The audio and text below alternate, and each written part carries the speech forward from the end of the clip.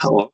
I'm very pleased to have Bill Warner, Dr. Bill Warner, today to talk about the real meaning and the real history of Ramadan as we begin this Ramadan season. We know many of our churches here in Rochester celebrate Ramadan with posters around the outside and on the interior of the buildings. It's important to learn about what Ramadan is and what the meaning of it is.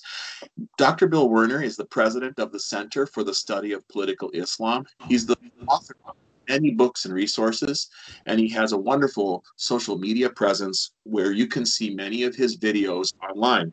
His recent book is Measuring Muhammad. And Dr. Bill Werner, thank you for coming along today. Please tell us something about this most important of high holidays with the Islamic tradition of Ramadan, sir. Well, Wes, when you asked me to do this, I said to myself, well, I've never given a talk on Ramadan. And then I thought, well, let's give it a try. So I put together a talk about Ramadan, which, as I said, is here's the reason I don't pay a lot of attention to Ramadan.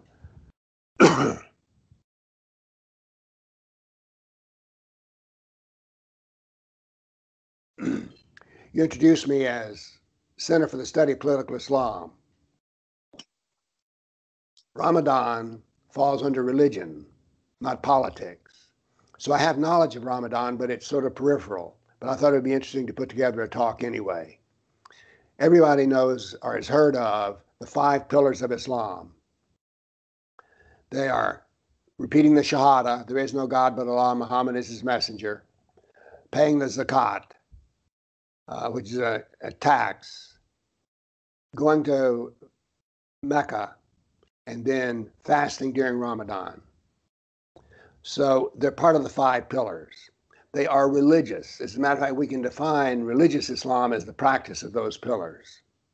Now there is another pillar which is not usually mentioned. The 6th pillar is jihad. Jihad is important because what it does is it is both religious and political. But the Ramadan celebration, if you can call it a celebration, is only part of the 5 pillars. Now, it does not appear in the Quran, oddly enough. The only thing it says in the Quran is, Quran 2, verse 183, fasting is prescribed for you as it was prescribed for those before you.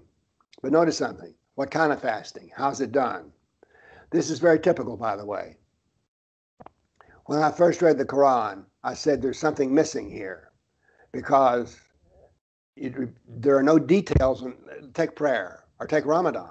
There are no detailed rules at all about Ramadan. There are no detailed rules about prayer. So, as a matter of fact, the Shahada, there is no God but Allah, Muhammad is his messenger, does not even appear in the Quran. So, where does the religion of Islam come from? Well, we also want to point out the fact that the religion of Islam is not of importance to anybody except those who want to go to Islamic heaven and avoid Islamic hell. But there's another part of Islam. The bulk of Islamic doctrine is not about how to be a Muslim, but how to treat the kafir, K-A-F-I-R. And that is the Arabic word which describes you and me. Now, sometimes when you use the word kafir, Muslims will say, oh, no. Kafir does not mean unbeliever. It simply means ungrateful. Well, I took and made a count of all the uses of the word kafir in the Quran that is in the Arabic script. And there were over 400, about 410 to 20 uses of the word kafir. Of those, 345 uses were translated as unbeliever. So we're kafirs. And Muslims don't like me to use that word because it's got usually the word filthy associated with it, filthy kafir. So this is part of Islam. Now, all the 5 pillars are compulsory. And the jihad is compulsory only on the community, not on individuals. So where do we get the rest of our Islam? Well, there's 89 verses which say that every Muslim is to practice his life just exactly like Muhammad. This is called the Sunna, S-U-N-N-A.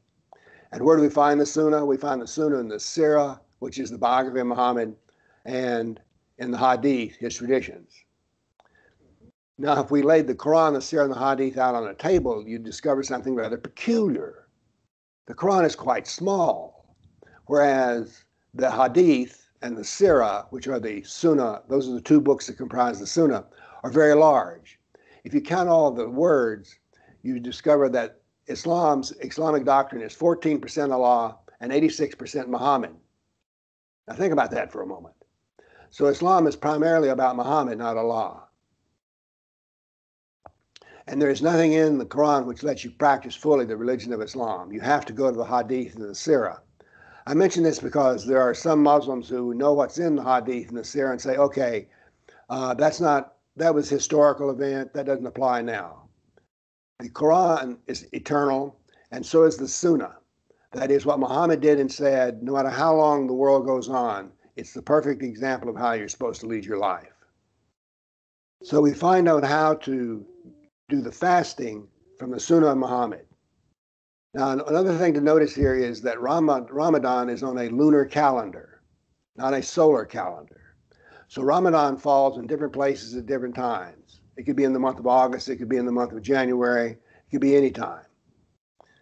By the way, lunar calendars are frequently from those who use herding as their method of raising sheep and goats and cattle. Whereas the solar calendar, which we use, is primarily agricultural.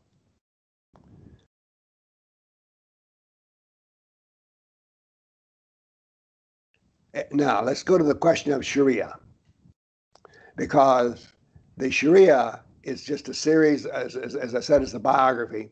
And by the way, if you want to learn about Islam, one of the best ways to learn about Islam is to read Muhammad's biography. Why do I recommend that?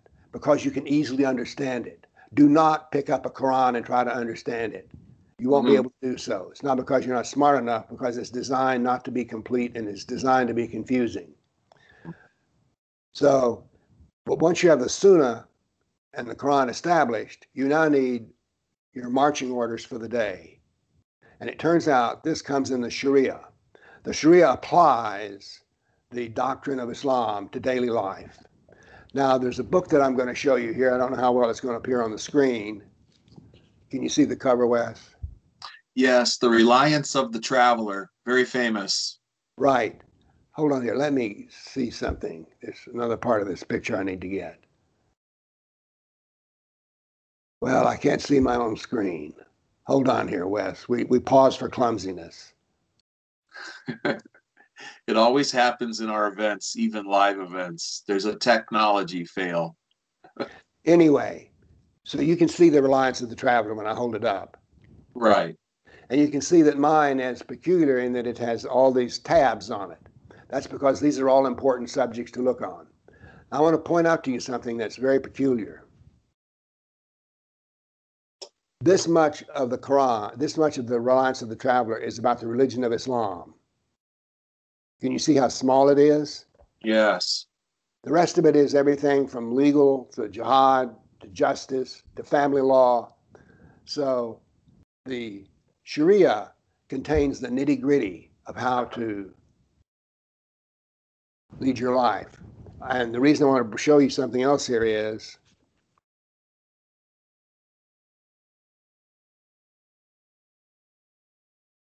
this is how much of the Quran is about Ramadan, the detailed rules. You cannot believe how detailed the rules are about fasting or anything else. There's one in particular here. I don't easily see it. There are questions about when Ramadan actually starts. Back before modern computers and modern astronomy, this had to be done by watching the moon. So the technical word for fasting is, I don't know how to really pronounce this, S-A-W-M, Psalm. And it's Islamic fasting. It's held in the month of Ramadan. Now, by the way, let's establish something here. Ramadan was not practiced for the first 2 years and Muhammad went to Medina. It was only in the second year. Now, what had happened in the second year is that he had beat the Meccans in combat, the famous Battle of Badr. Muhammad had only 300 troops and he was outnumbered 1,000 to 300. But through the help of God, he won. This was in the month of Ramadan. So I remember reading one time in a book that the first celebration of Ramadan was on the battlefield of Badr. I looked for that reference in the book, but in my 80-year-old brain, I read so many books on Islam, I couldn't find the quote. But on the 17th of Ramadan was the Battle of Badr, which totally, I call it the most important battle that was ever fought in human history because of the fact that Muhammad defeated his enemies and he gained enormous political strength. He also gained money because of the taking of booty in war. So that's what Muhammad did in Ramadan. And I suspect, at least I remember reading one time, that that is the reason it's done this way. Now, during the fast, they refrain from eating, drinking, smoking, and engaging in sexual intercourse until dawn to sunset. Here's the most important features are: for 30 days every lunar year during the month of Ramadan, waking up before dawn and eating and drinking to prepare for the fast. Refraining from eating, drinking, smoking, engaging in sexual intercourse from dawn to sunset, and breaking the fast means that you can go eating and drinking to prepare for the day ahead.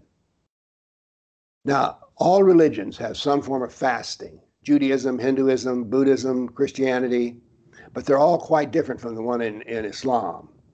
Because the one in Islam has some very serious side effects, economically and health-wise. As a matter of fact, it's far more serious than you might suspect. I'm going to go over some of those. You have issues of health, national economy, productivity, interestingly enough, crime rates, public safety. It's not like medical fasting, because what happens is during the day you can't even drink water. Well, there are cases in which this produces a lot of strain on the body. Let's say that you're in the northern Africa and it's in the summer. So the drinking of water is a serious issue. Now, the main thing it leads to, and if this makes sense, is it leads to binge eating. Because you're not going to eat, let's say it's a time of time when the day is 14 hours long, you're not going to eat or drink anything for 14 hours. So you cram as much food as you can in and as much water you can. Well, this puts a strain on the digestive system. It's unpleasant as well. And oddly enough, humor attempted, there's the dehydration, migraines, tachycardia, which is a speeding heart, severe headaches, dizziness, nausea, vomiting, circulatory collapse, weight fluctuation, effect on circadian rhythms and sleep disorders, daytime drowsiness, and also cognition, which means it doesn't make you smarter. And I think anybody who has experienced fatigue knows that fatigue does not make you more charming. Fatigue doesn't make you more creative. Fatigue doesn't make you improve anything about you, as a matter of fact. But the worst and most horrible effects of the fasting in Ramadan is on pregnancy. A study in the U.S. has revealed that pregnant Muslim women who fast during Ramadan are likely to have smaller babies who are more prone in learning disabilities in adulthood. This is a serious effect. And in particular, if the fasting was done in the early part of the pregnancy and during the summer, where the long hours of daylight cause you to go without food. Rates of disability are roughly 20% higher, with specific mental disabilities showing substantially larger effects. Now, this is not the first time that Islam has a practice which affects the fetus. One of those is also not just the fasting during pregnancy, but also the inbreeding, because inbreeding is allowed by the Quran. You can marry your first cousin. As a matter of fact, Muhammad did this. So inbreeding is a crime of the future, if you will. It's a crime against later generations. And now that we have here that fasting during Ramadan can also produce mental retardation, I find it very peculiar that the all-knowing God and compassionate ruler of the universe would have a religious practice which makes his creation prone to disease and prone to low IQ. But so it happens. And there's nothing, and by the way, there's nothing to be said about this in terms of arguing about the doctrine, because it is explicitly written out. Listen to me. Islam cannot be reformed. No matter how harmful it is, it cannot be changed. You can no more change Islam than you can put corners on a circle. You can put corners on a circle, but then you don't have circle anymore. You have something else. So it's very important to understand that fasting during Ramadan can have some serious side effects. Some of these are, quote here, there's even an increase in gastric acidity. This one just sort of, and imagine this, headaches. You also get dizziness. Most of the population sleep during the day and then get home at night to have the iftar, which is the breaking of the fast at sundown. Sometimes after gorging during the night, they have to go to the hospital, which has record of indigestion cases. Now, another effect of this is you get cranky, get irritable. Once again, being without sleep and thirsty and food has never made me a more pleasant person. So these effects of irritability and crankiness are just to be expected. And when does the peak of this crankiness happen? Well, at the end of Ramadan. Smokers, by the way, have a terrible time with this. They get even crankier than the non-smokers. A marketing manager at a major company said, the employees are more tense and irritated during Ramadan. One can easily notice the bad moods, the tension, and the inability to put up with anybody or anything. I found this interesting. The crime rate goes up all around the world. There's both blood crimes, that is murder, and theft. Now, it's odd that what the doctrine is pious contemplation and reverence, but instead we have rising and violent crime. There's also more break-ins and robberies. Now, needless to say, emergency services don't prosper under this as well.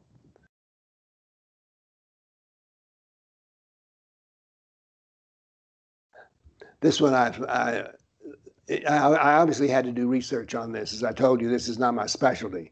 But I find it interesting that blood donations go down. And this is interesting. Antisocial behavior, that is hatred towards non-Muslims, increases during this period of time. Now, imagine that you have a whole nation living under this regime. You have a stagnation. It's a month marked by very low population. It was found that the productivity of Arab business during Ramadan dropped a 78%. 78% drop in productivity.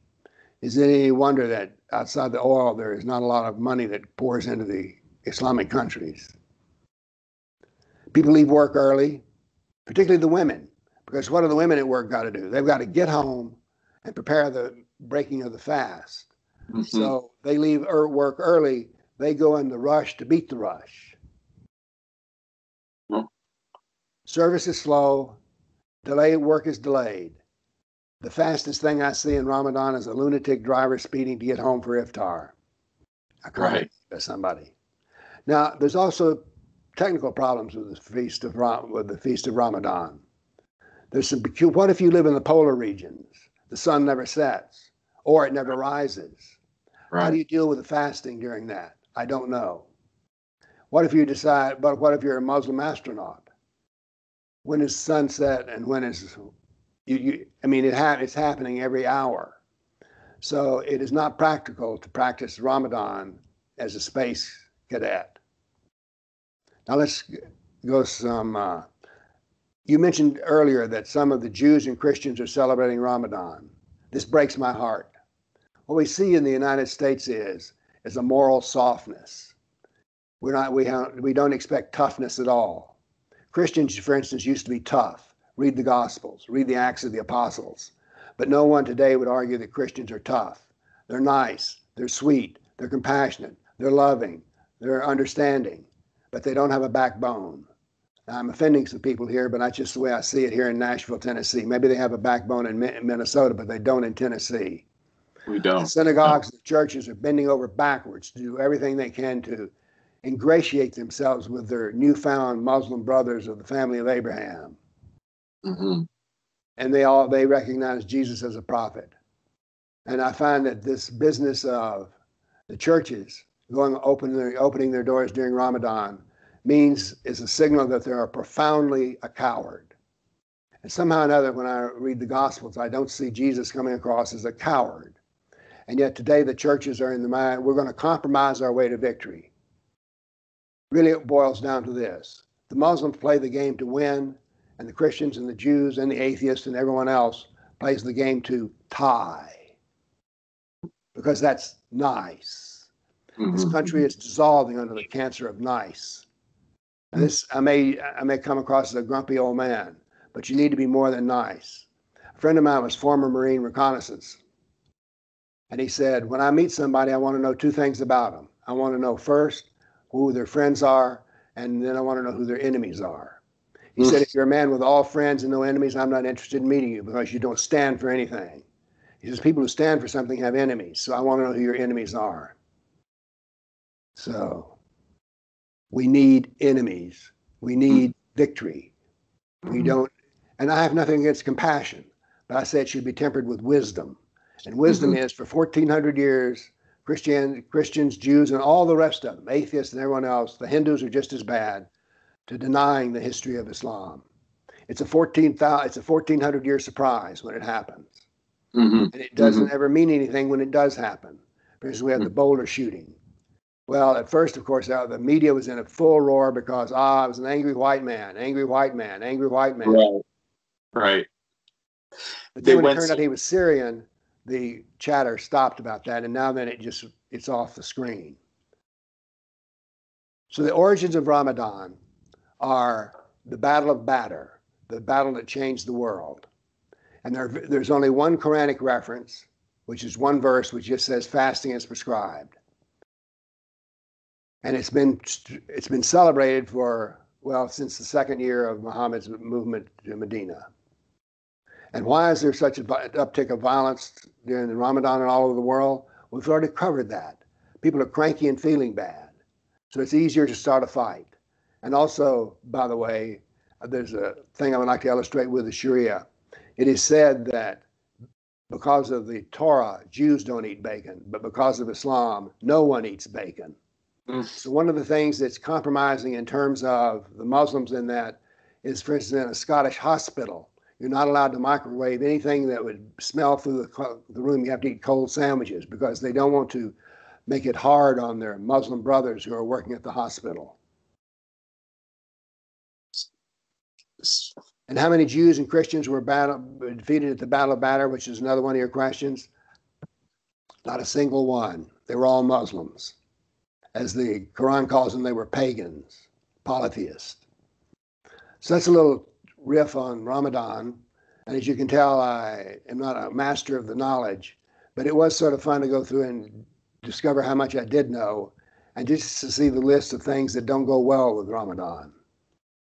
And of course, even if you're just, businesses will compromise their own values, like Coca-Cola, but they won't offend a Muslim. As a matter of fact, on the list of victims, racism has become not to mean hating somebody because of the other race, but just doing something that offends you. And the most offended group of people are the Muslims. That's their doctrine. They're always right, they're never wrong, and they're always offended. So there we have our business of Ramadan. Wes, did I answer all your questions? I think you hit all the salient points. You mentioned Muhammad is the perfect man for Islamists, and they need to follow his example, which supersedes the data in the Quran. And like you mentioned in the Reliance of the Traveler, there's your documents for how to lead the perfect life. And I like what you mentioned about the relationship between the so-called religious prohibitions and the economic and political world. That, these have effects on economies, these have effects on productivity.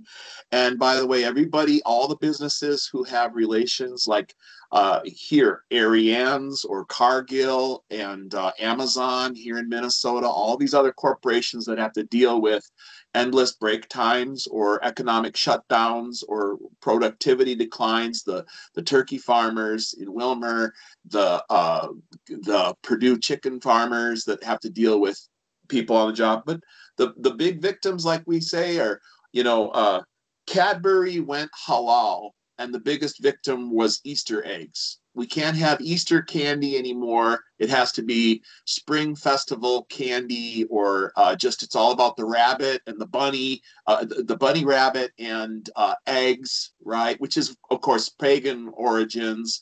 But the resurrection Sunday, the resurrection has to be canceled and replaced with something that is more palatable so as not to offend a certain segment of the population, which is, of course, endlessly offended all over the world. And you mentioned also that the Battle of Badr is the real origin. Approximately how many Jews and Christians were massacred at the Battle of Badr after they had welcomed, right? They had welcomed as refugees, right? Didn't they welcome to Medina? Yes, they did. They had brought these people in as refugees. Muhammad played the victim. He got his foot in the door. What happened with that? That it ended up in warfare. Well, let's take the Jews, for instance. When Muhammad moved to Medina, it was half Jewish, 3 tribes. 2 years later, Medina was Judenrein. So Jews died, but not so much at the Battle of Badr. There it was the Muslims versus the pagan Meccans. Okay. But don't worry, Christians will die later. Right. I appreciate By the way, your head. Wes, to be further offensive, when I used to speak in churches, and then of course with the COVID, I don't get out of my house hardly at all. I haven't been on an airplane in I don't know how long.